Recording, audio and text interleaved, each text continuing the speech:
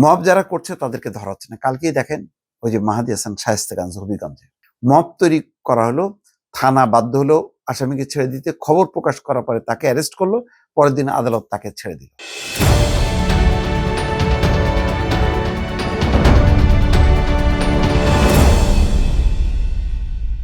দর্শক, একটা video clip আগে দেখেন, তারপর একটু আলোচনা করি। একটাই কথা, এটা একটা মিথ্যা মামলা এবং এটা প্রমাণক আছে।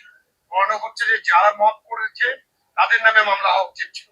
মামলা হয়েছে যারা শান্তভাবে বসে একটা আলাপ আলোচনা করছিল। পরবর্তীতে আমাকে ওই মামলাতে জড়িত করে আমাকে বাসা থেকে গ্রেফতার করা হয়েছে। প্রায় 87 দিন জেলখানায় কাটিয়েছি। অন্যায়ভাবে আমাদের আটক রাখা হয়েছিল এবং এখন হাজিরা দিতে হচ্ছে। এটা কতদিন দিতে হবে জানি না। এইভাবে একটা মগের মূল্য চলতে পারে না বাংলাদেশে। মগের মূল্য কিন্তু চলছে। মগের মূল্য কি চলছে আসলে? এটা যার কথা শুনলেন তিনি হচ্ছেন সাবেক সচিব আবু আলম মোহাম্মদ শহীদ খান। তাকে গ্রেপ্তার করা হয়েছিল যেখান থেকে, সেটা একটা সেমিনার কক্ষ থেকে। তারা আলোচনা করছিল মঞ্চ ৭১, যে মুক্তিযুদ্ধ স্বাধীনতার এই বিষয়বস্তু নিয়ে। যে ডাই খান পান্না ছিলেন সভাপতি, আইনজীবী, মঞ্জুরুল আলম পান্না, তারপরে কার্জন আইনের শিক্ষক, তাদের সবাইকেই গ্রেপ্তার করা হয়েছে। কিভাবে জানেন?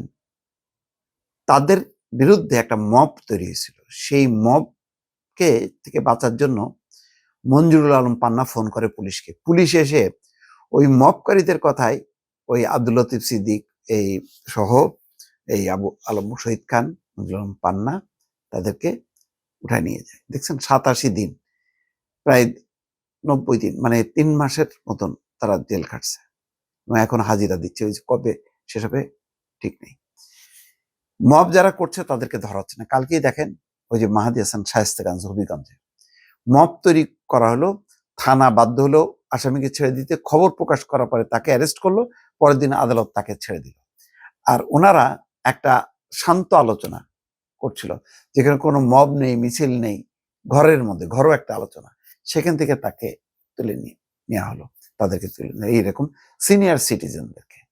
আর ওখানে এক ছেলে মাহাদী হাসান থানায় বলতেছে যে আমরা ওই কি বানিয়া চংনা শায়েস্তেগঞ্জ থানা পুড়াইছি, সন্তোষ এসআই কে পুড়াইছি, মানে সুতরাং আমাদের কথা শুনতে হবে।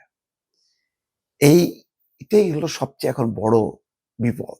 সমস্ত জায়গায় মব কখন ছুটে আসবে আপনি টেরও পাবেন না। আর এইগুলির বিরুদ্ধে রোখা যায়নি। দেখেন না, ওই যে ডেইলি স্টারের সময় 20 মিনিট সময় দিতেছে আর্মিকে, 20 মিনিটের মধ্যে চলে যেতে বলতেছে।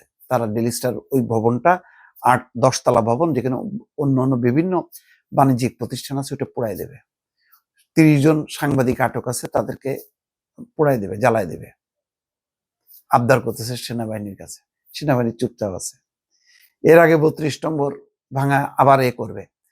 তাই পিছন দিক দিয়ে দেখলাম যে এক ডাকসুর নেত্রী টেনে ধরতেছে, হিজাব পরা তার আবার। এইভাবেই তো চলতেছে।